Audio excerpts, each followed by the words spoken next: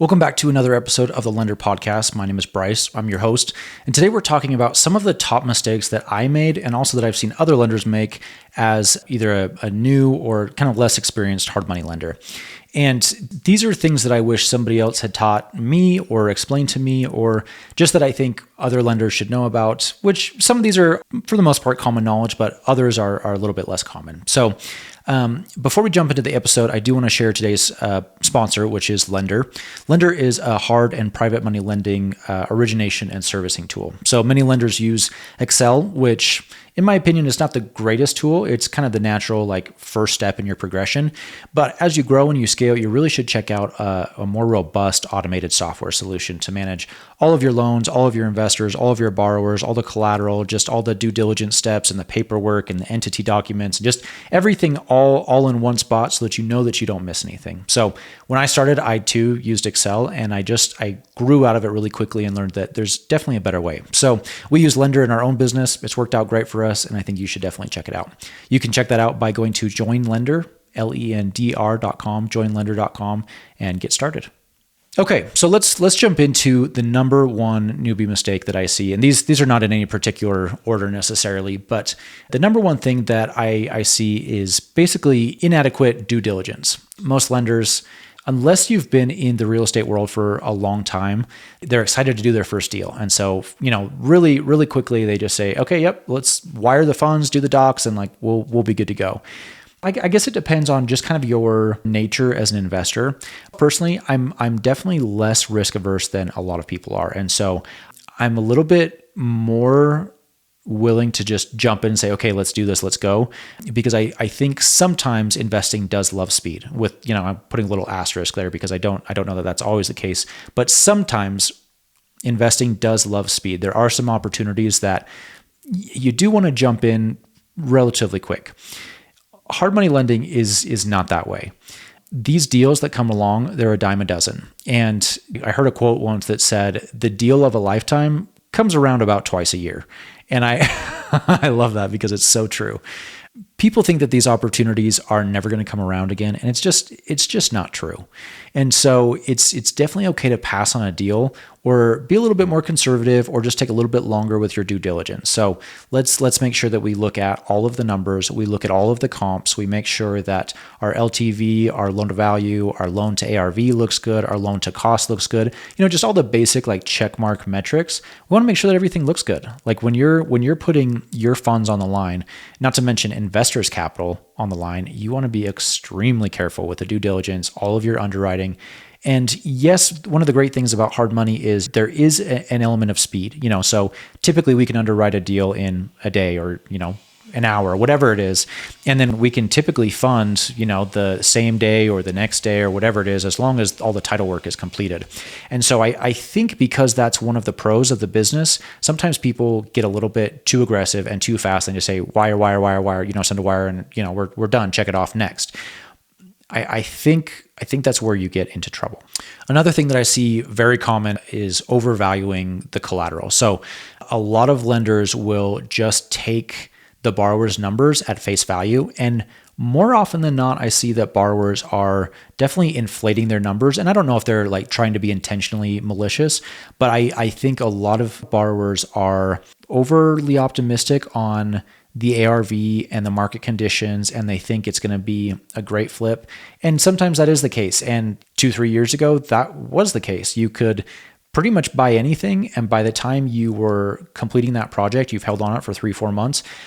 And it's actually, it sells for over asking or way more than you thought it would. And I don't know that we're there anymore.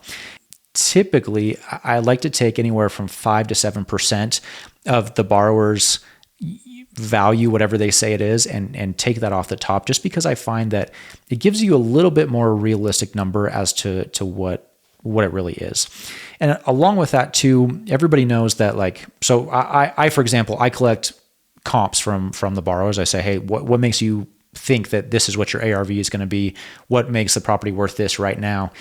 And again, I don't think it's malicious, but I just think that borrowers are most of the time a little bit more optimistic.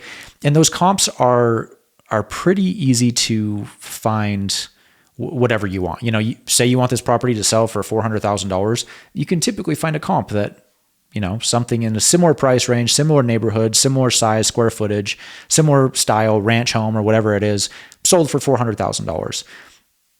Not necessarily. So always do your due diligence and just make sure that you look at your own comps and not just the borrower's comps.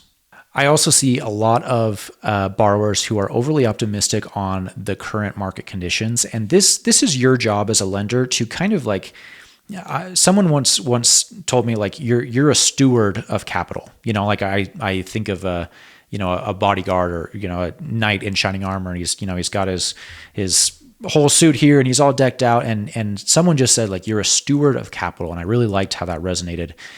Just because that's how I do look at it. When an investor comes to me and is trusting me with their funds, it's my job to guard that capital.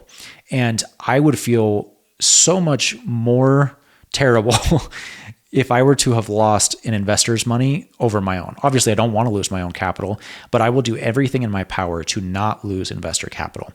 And going along with that, I think being overly optimistic on market conditions is something that we see all too often. There's a lot of these institutional investors that when COVID came around, they just stopped lending altogether. And I think if you're an optimistic investor, you're like, why did they do that? Like, there's still plenty of deals to be found.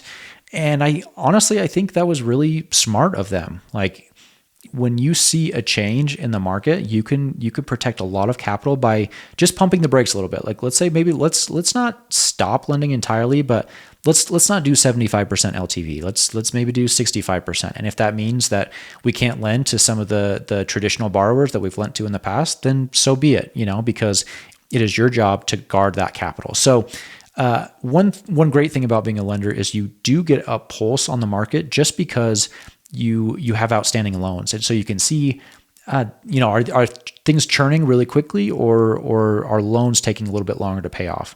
And so if you do have loans that are not paying off as quickly, maybe you say, okay, well, I don't know. I think the market might be pulling back just a little bit. Let's pull back on our guidelines and our requirements to lend and all these other things, just so that you can guard that capital more closely. Another thing that I see is lenders will take the borrower's exit strategy at face value. And pretty much every single loan application that we receive, we have a field that says, what's your exit strategy? And people just say like sell or refi, sell or refinance. And like, okay, cool. That's the de facto answer. But let's dive into this a little bit deeper and like, let's see, okay, what happens if you can't sell or you can't refinance? And people are like, well, what other exit strategies are there? Like, there's a couple other things that we need to look at. So for example, look at the borrower's credit score. There's a lot of people who say, well, we're hard money lenders, we don't look at credit score. I think that's bullshit. I think that's the dumbest thing you can do. We absolutely look at the credit score, because if a borrower can't manage their household finances, what makes you think that they're going to be able to manage a project with you? And so if they don't have a good credit score, what makes you think they're going to be able to refinance this property with you? Yeah, there might be a good spread on the numbers, but that doesn't necessarily mean anything if they don't have a great exit strategy. Or a lot of people will say, okay, well, if I can't sell it, I'll just rent it. Well, no, that doesn't really work either, because how are you going to pay me off? Like, most of the time, hard money lenders are in the business of short-term loans, so we can churn that capital faster and faster. And renting is not going to be a good strategy, because we're not going to allow you to have this loan for longer than a year. And on top of that, most of the time, the monthly interest payments will grow and accrue faster than the rent. So it doesn't make sense. So all that to say that selling is a great strategy, and that's most of the time the correct strategy. But I just typically like to look and see, okay, do they have one or two or maybe even three different exit strategies if you can't sell this property? Do they have cash to be able to pay this off? Do they have a HELOC or maybe another private investor who they can JV with to get out of this loan? And so I just a little bit more encouragement to dive into their exit strategy, kind of like poke and prod a little bit and be like, okay, what happens if this doesn't pan out, and how are we going to get our money back? Another big one that I see all the time is when lenders will lend to a borrower and they're using it for a primary residence or a secondary home. So under no circumstances can you lend to a borrower who is looking to use this as a primary residence or like a vacation home or a second home. And the main reason is because you run into the TILA or the RESPA different acts. So there's TILA, RESPA, just these different acts that have certain protections around primary housing, and you just don't want to deal with it. You don't want to luckily we knew enough to know that we're not going to do that, but there's different issues with, say, like you do offer a loan on a primary residence, the foreclosure rules and eviction and different things like that gets a little tricky, and it's just something that you don't want to deal with. So we only lend on investment properties, and I highly recommend that you only do the same. Capital reserves. Capital reserves are a big one because I can't think of a single project that has ever been completed under budget and under the allotted time. They always go over and they always cost more. And typically it's not like 5 to 10% more. Like most cases I see it 20, 25% more than anticipated.